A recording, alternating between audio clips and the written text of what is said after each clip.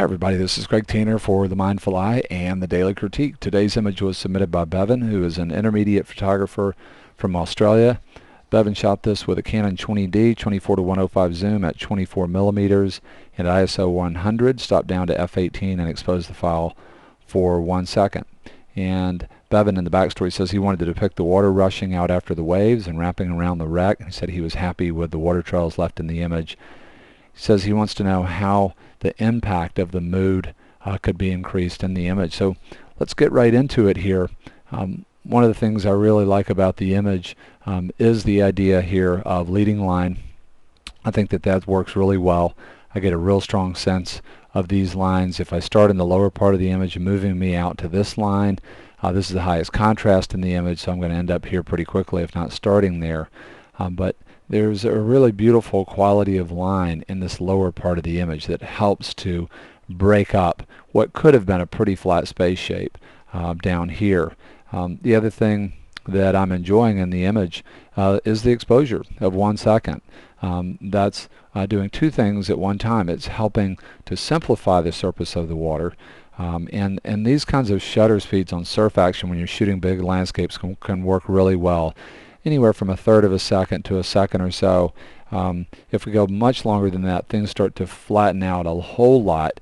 That can be really effective too, depending on the mood you're going for. But you can start to lose this kind of detail where you do get a really nice combination of movement and leading line and shapes that are pleasing without freezing all of the water bubbles and having this real high contrast surface on the water that overwhelms. So really nice use of shutter speed here, and I'm enjoying the warm and cool color combo here, the blue here and then the feeling of warmth out here. I'm liking the way Bevan got low enough to let the wreck break the horizon.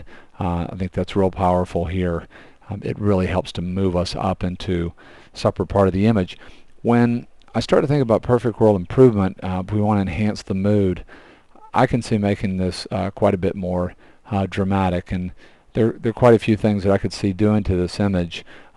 You can see from the video that I've got a lot of Photoshop layers here, and I'm just going to go through and talk about some of the things that I did.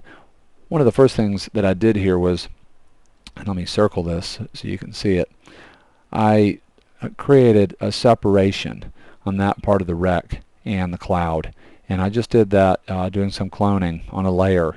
And I want to turn this on and off again so you can look at what that tangency does for the image. It really becomes a sticking point, and it's hard to move back and forth in here. Just a real small detail, but to my eye makes a big difference. From there, I did some rescaling.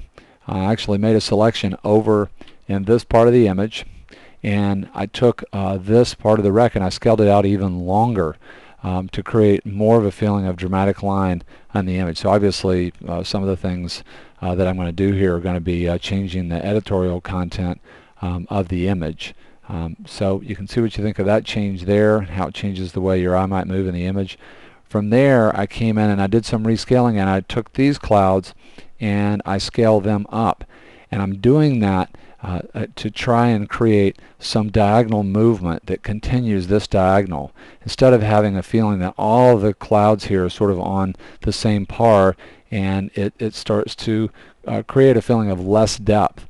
And this movement, even though it's subtle, to my eye really helps me move in a little bit more of a dynamic way and more congruent with the wreck of the ship on the left hand side of the image.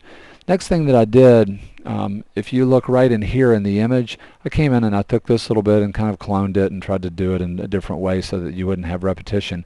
But I tried to create a continuation of the separation of sort of the ribs of the ship here to break up this area that's starting to flatten out and get really dark and heavy.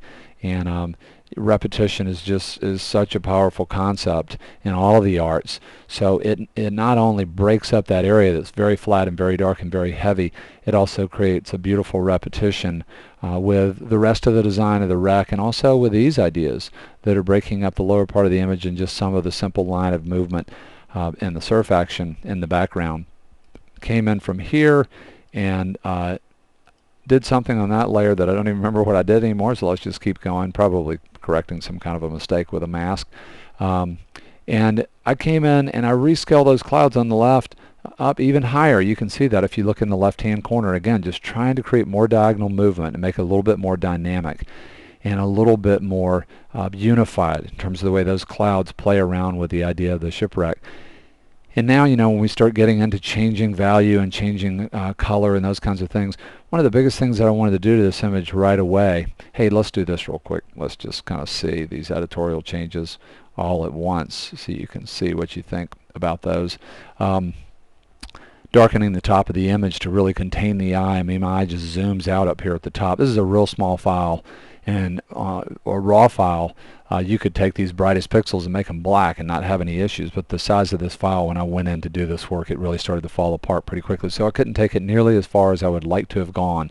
Darkening the top, I'd like to have gone even further. You can see the banding and stuff in there, but even darkening down that much really starts to help to contain the eye and keep me in the image a little bit better.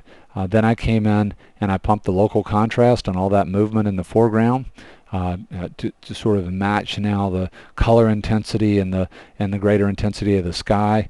I came in and played around a little bit more with local contrast using the levels and a mask. And then I came in and popped local contrast even more, and then I came in with a curves adjustment and I opened that shadow up in there where things are pretty dark and heavy.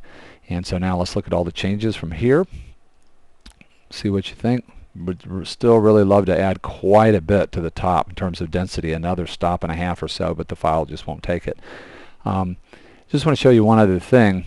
This is a separate file, and in this file what I did was I took this part of the image and selected it and then rescaled it out to create more of a feeling of movement into the wreck of the ship on the left hand side of the image. So I essentially rescaled that.